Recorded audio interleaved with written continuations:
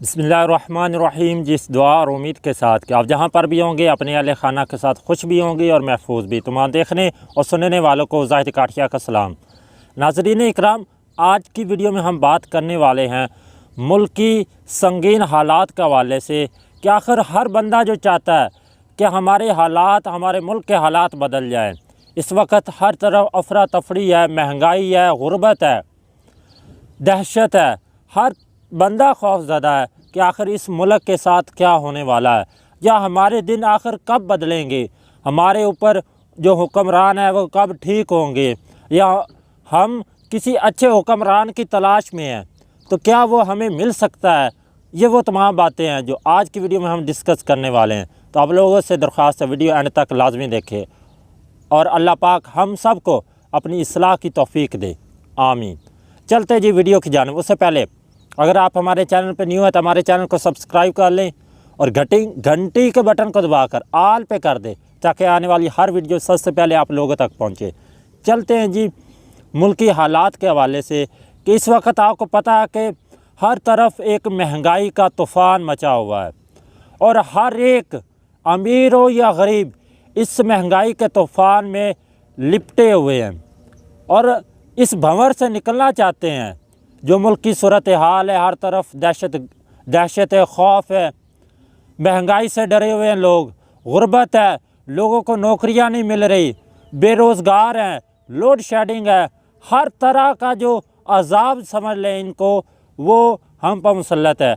आखिर इसकी वजह क्या है, इसको आपको तारीख़ के हवाले से हम बताते हैं कि आपको थोड़ा सा पीछे तारीख़ में लेकर जाएं कि आखिर तारीख़ में इस तरह के क्या वाक़यात मौजूद हैं, अगर है तो इनका हल क्या है, और आज जो हमारा मुल्क इन हालात की लपेट में है तो इससे कैसे निकल सकता है। आपको एक वाक़या बताते चले जाएं हज्जाज बिन यूसुफ का। ये बसरा का एक ज़ालिम तरीन हुक्मरान था और इसने 70,000 लोगों को अपने हाथों से कत्ल किया और 90,000 से ज़ायद लोग इसके हुक्म से कत्ल किए गए थे। हज़रत हसन बसरी रज़ी अल्लाह अन्हु फरमाते हैं कि अगर पिछली उम्मतों के तमाम ज़ालिम तरीन हुक्मरानों को, ज़ालिम तरीन लोगों को इकट्ठा करके तराजू के एक पलड़े में और हज्जाज बिन यूसुफ को तराजू के दूसरे पलड़े में रखा जाए तो इसके जुल्म व सितम उनसे कहीं ज़्यादा होंगे। जहाँ तक हज्जाज बिन यूसुफ के बारे में बोला गया, इतना ज़ालिम हुक्मरान लोगों पे मुसल्लत रहा है और जुर्रत करने वाले हर दौर में, हर ज़माने में पाए जाते हैं।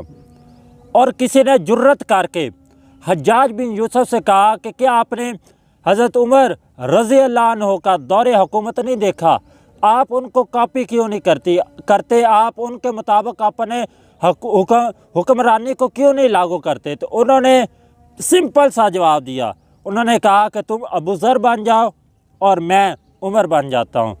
यानी कि यहाँ पे बात करने की जो उनका इशारा था उनका यही था कि तुम अपने अमाल ठीक करो और मैं उमर बन जाता हूँ।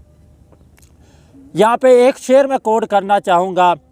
शायर क्या खूब कहता है कि इलाही मेरे अहवाल देख, इलाही मेरे अहवाल देख, हुक्म होता है अपना नामा अमाल देख।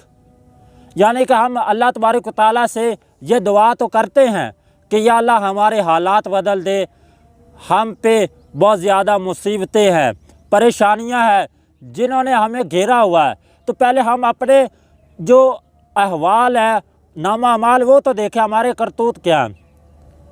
क्योंकि कुरान पाक में और इस्लाम हमें बताता है कि इंसान पर जब भी कोई परेशानी आती है, कोई मुसीबत आती है तो इसके अपने ही शामते अमाल की वजह से आती है। जो कुछ इसको खुशी मिलती है, जो राहत मिलती है, जो सुकून मिलता है, वो अल्लाह तबारक तआला की तरफ से मिलता है।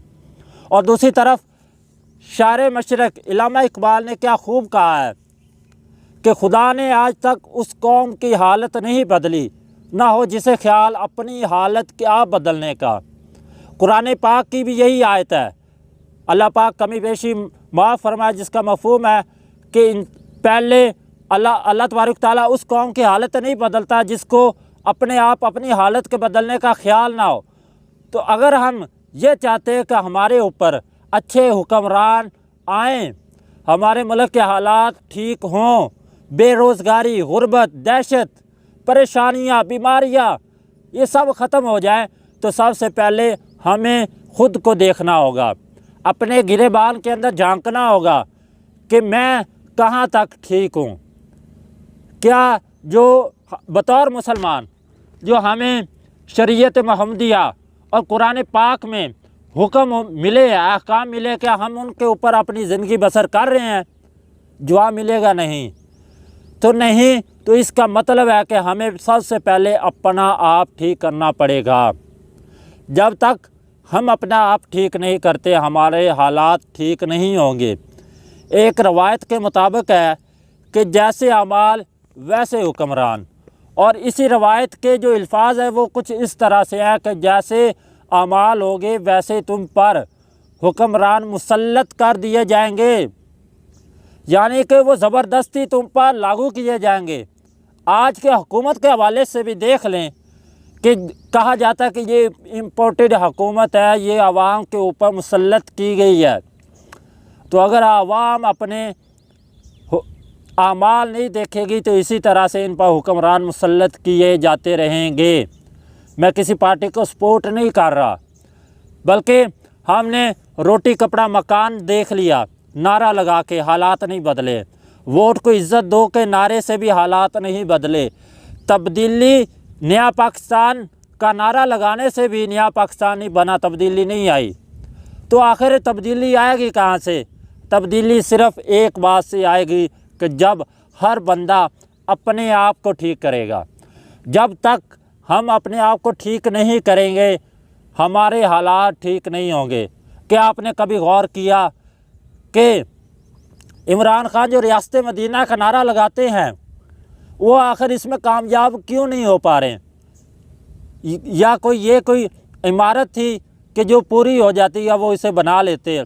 ناظرین اکرام، تھوڑا سا اور آپ کو میں تاریخ کی طرف لے جاؤں، ذرا پیچھے دیکھتے ہیں کہ جب ریاست مدینہ بنی نبی پاک صلی اللہ علیہ وسلم کے زیر اثر، تو اس وقت کیا ہوا کہ نبی پاک صلی اللہ علیہ وسلم نے لوگوں تک اللہ کے احکام پہنچائے، زندگی گزارنے کا طریقہ بتایا کہ اس طرح سے زندگی گزار سکتے ہیں۔